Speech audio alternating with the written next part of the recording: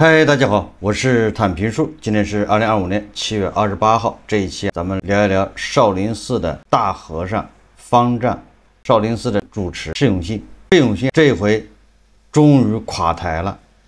有网友说，许家印的房塌了，宗庆后的坟塌了，这个释永信的庙塌了。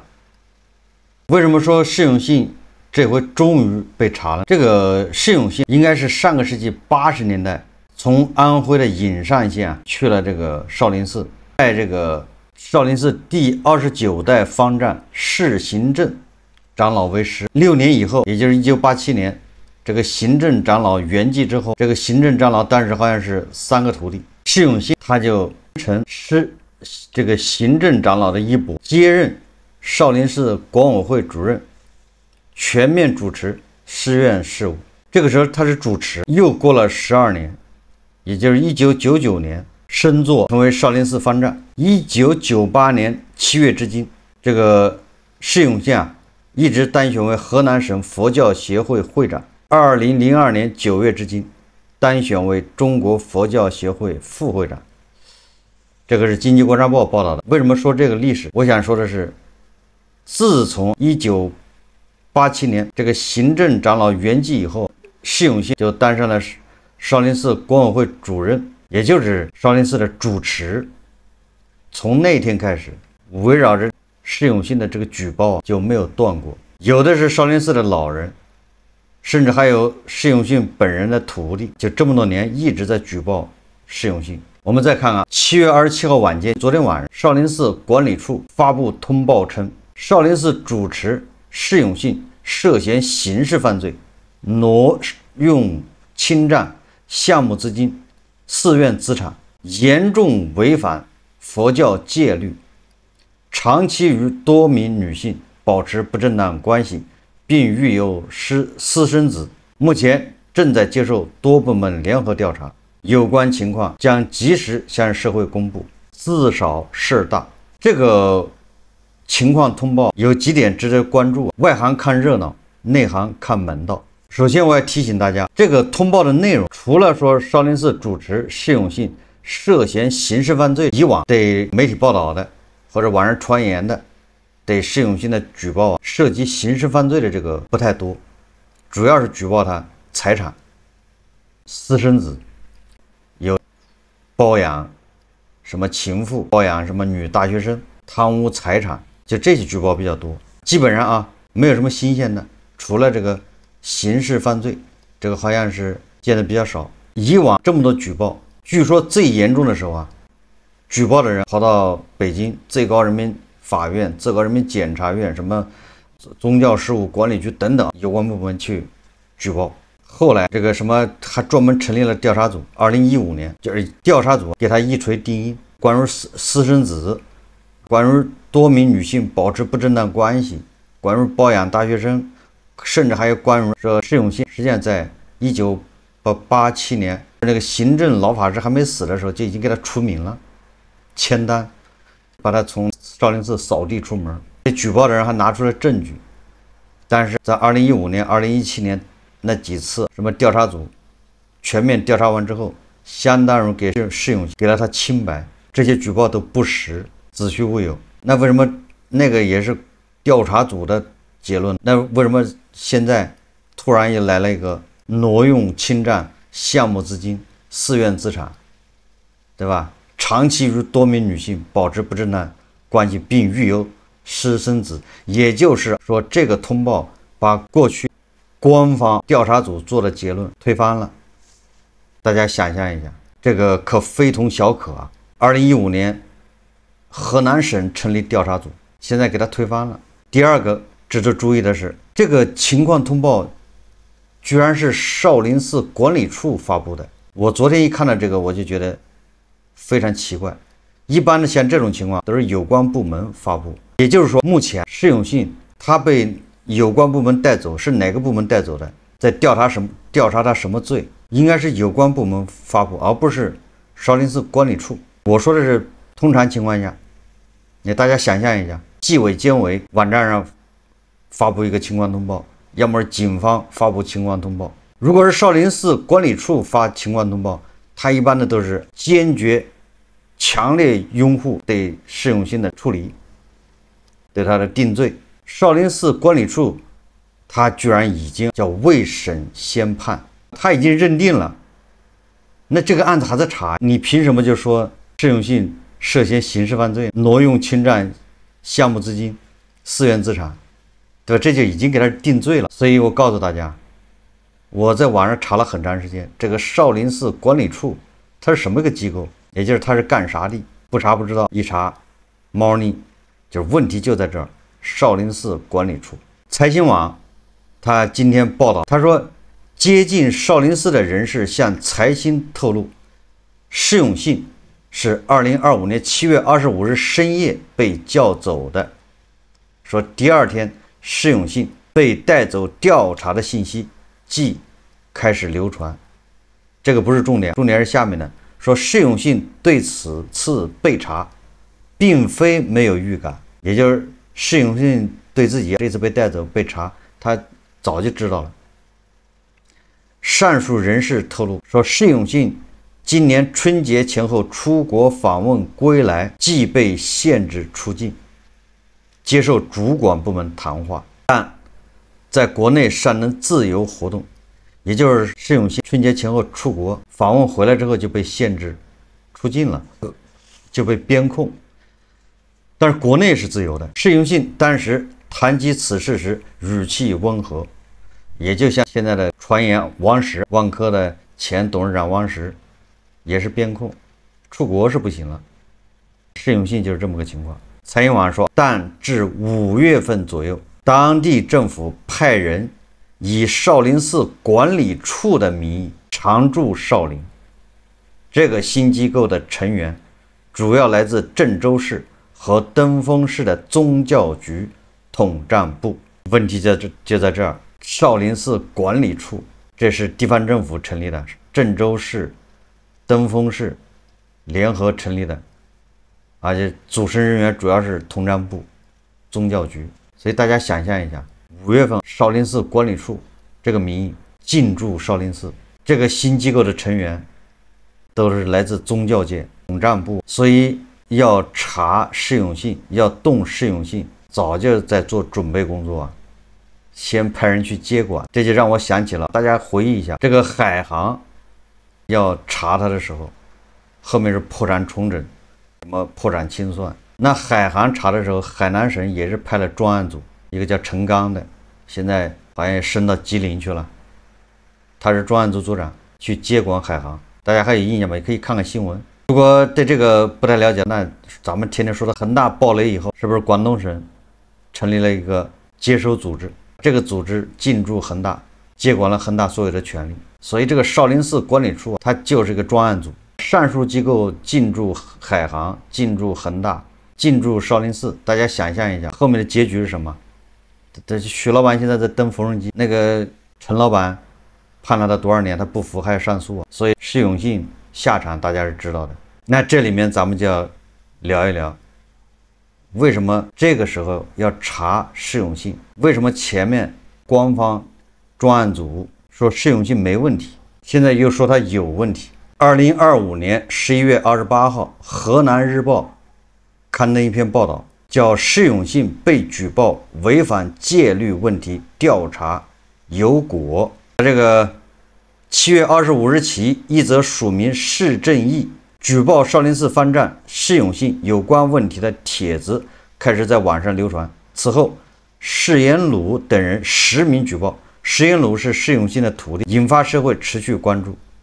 记者了解到，根据举报内容，我省有关方面本着公平公正、依法依规原则，迅速成立了调查组。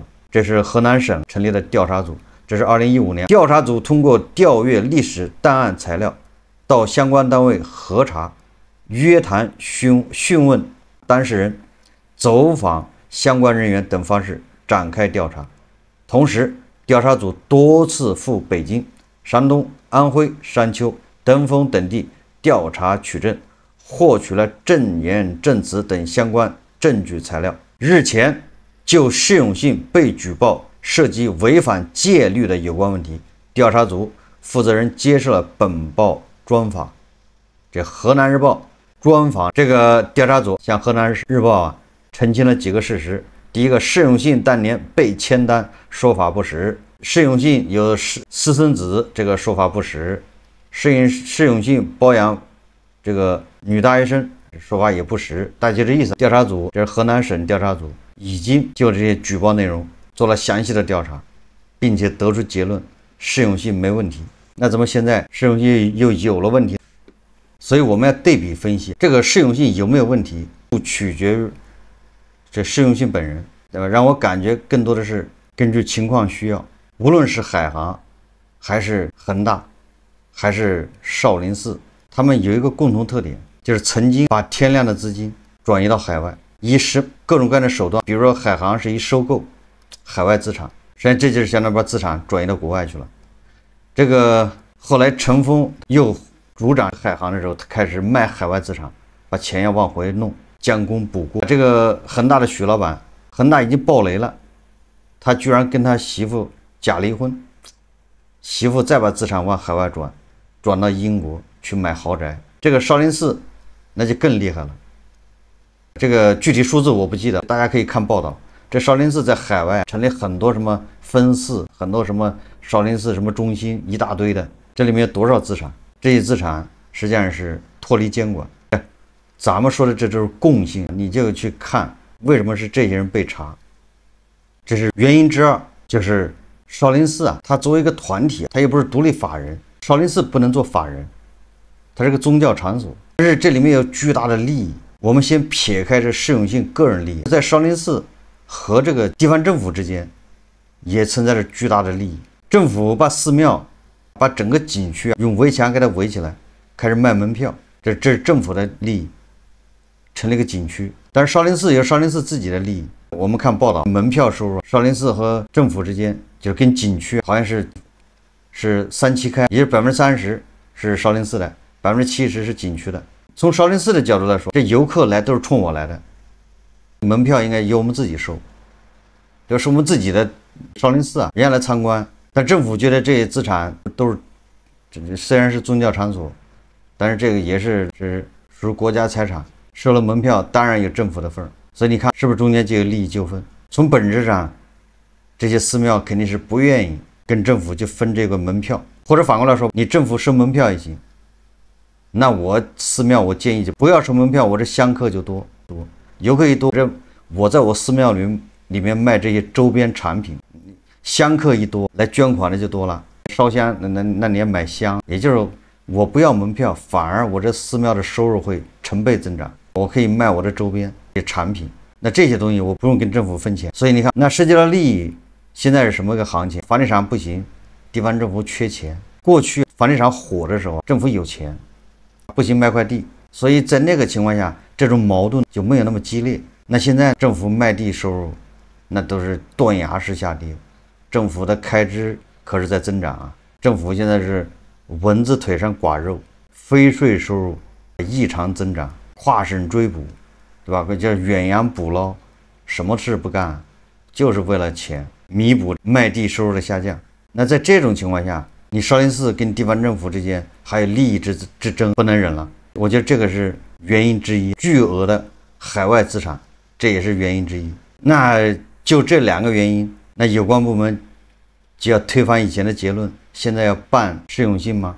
我认为理由还不充分，这都是原因之一，这都是大背景。所以我觉得第3个原因，恐怕这个原因不太好拿出来讲，也就是释永信踩了一条不该踩的红线。这个红线并没有明确的画出来，但是他在有关部门或者在很多人心中是有的。也就是说，这释永信，这个财经网说了，他春节前后出国的，回来就被边控了。那是他是出国干了什么，回来就被边控？像这种情况一般2个原因，一个就是他想跑，转移财产，那给他边控；还有一个恐怕就是在海外他的活动危及国家安全，或者说叫见了不该见的人。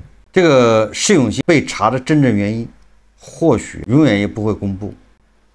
官方调查组未来出的调查结论，恐怕就是刑事责任。这个刑事责任主要是叫侵占或者叫挪用公共资产。当然了，这个里面我们再解释一下，这释永信他有情妇包养这个女大学生，有私生子，这些很有可能他不犯法，他只是犯了佛门的清规戒律啊。和尚不能结婚，这个法律没有规定，它只是佛教它自我规定，出家人必须是没老婆的，法律上可没有这一条，所以他不违法。我刚才说了，如果仅仅是因为财产，因为私生子，因为男女关系，那实际上是不足以推翻政府以前的这个结论，把这个释永信给办了。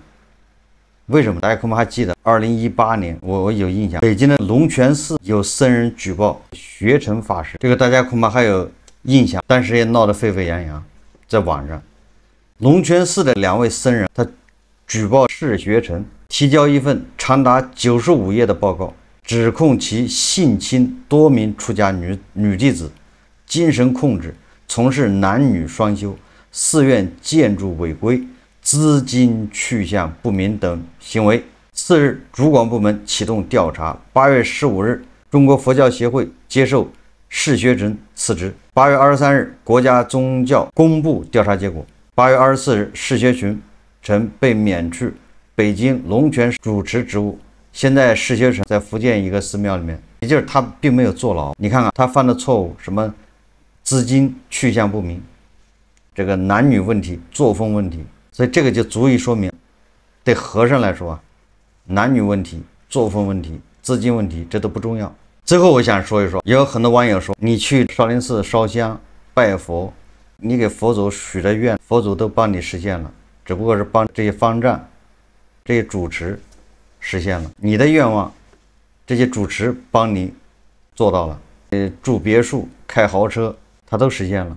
也有很多信众天都塌了，我每天去磕头，我去香火钱，我去功德箱里扔钱，这都扔给这些人了。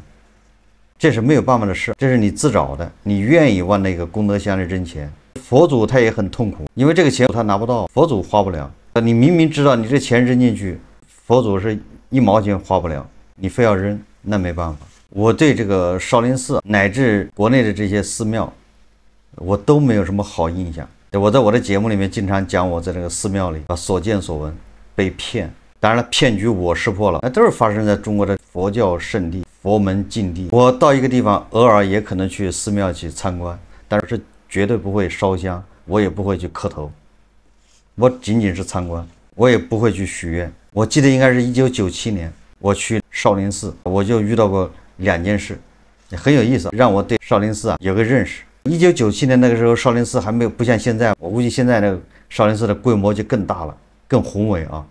1997年少林寺，虽然游客也很多，但是名气应该还没那么大。那个时候不像现在人人都有手机，那个时候都是照相机，而且照相机不是每个人都有的，因为照相机它叫闪光，所以说我去了少林寺之后，我就发现少林寺到处都贴着禁止拍照。但是我也不太懂，我也没照相机，我只是觉得这个很有意思。为什么禁止拍照？这些菩萨害羞是吗？不能拍照吗？结果我就正好遇到一幕，少林寺里面有一个游客港台腔，也只有他们有手机，也不是有照相机，上面还带闪光灯，在那咔嚓就照了一张。结果那个和尚就跟那个释永信是差不多的，满脸横肉，出来就要砸人家的照相机。这是我亲身经历的，在少林寺非常凶。我们接着参观，就在一个，我也忘了那个少林寺什么地方了。它有个地方，它不是那个练功的地方吗？地上都是大坑，我有印象，说那都是少林寺武僧练功的地方，把地上练的踩的都是坑。好像就在那附近，少林寺有和尚在那给人看相摸骨，我当时就觉得好奇，我这非常有意思，就在那看那个和尚给人看相摸骨。结果啊，我就发现他那个时候。大家有印象吗？就是100块钱的大票还少见，那个时候都流行50的、20的那个票子，现在年轻人恐怕都没有印象了。100元的大钞的很少，我都没有印象。所以那个时候往那个功德箱里塞钱，塞100的是非常罕见的，一般都塞10块，20都是面额比较大了。和尚给人算命摸骨，你就得往那功德箱里扔钱，他也没说扔多少，你扔的越多，他给你说的越多；你扔的越少，他就给你说的越少，大概这么一个路子。因为我在那观察，结果我就发现一个妙龄女子，一个年轻的女性，往那功德箱里好像塞了200块，还是200块。那个和尚给她看相，我们就要听他说啥，很有意思。结果这个和尚说着说，女施主跟我进来到房间里面去，跟他详细说，把他带到房间了。这都是在我们众目睽睽之下，我们就在那脑补，这和尚把这女的带到房间里干啥去了？这都是我亲身经历，所以我就对少林寺这个印象就很一般。白马寺我也去过，在洛阳，但是我没有什么太大印象了，我只知道白马驮经。这个佛教传到中国之后，这个大家如果感兴趣的话，可以看一看。这个围绕着佛教这寺庙寺产，佛教发展的好的时候，它每个寺庙都大量的财产，也就是我们现在说的商业化，由来已久，历史上一直是这样。所以你也不要说释永信什么佛门清净之地，什么居然这么搞商业化，那是你对佛教历史不了解。历史上这个寺庙周边寺产的过去主要是土地，那兼并土地那多了去了，很多寺庙周边几百里地都是他的，一个寺庙有上千亩土地，那都是小意思。过去主要是土地，还有商铺，那现在资产的形式就比较多了，主要是房地产，什么 IP 打造 IP， 搞这周边的授权。总之啊，你别管万变不离其宗，都是围绕着寺庙搞财产，赚信众的钱。佛教历史上就是这样，由来已久，不是今天才有。你越信，他赚的越多。不要烧香，不要往那功德箱里塞钱，不要贿赂佛祖，就不要跟如来、跟佛祖去做交易。你去跟他做交易，本身就是在亵渎佛祖啊！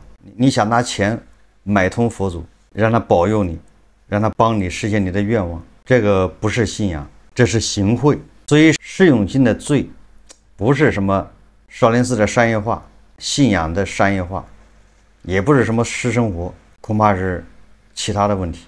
世间安有双全法，不负如来，不负党。好，这期节目我们就聊到这里，感谢大家收看。如果喜欢我的节目，欢迎订阅、转发，也可以在下方留言评论，谢谢大家。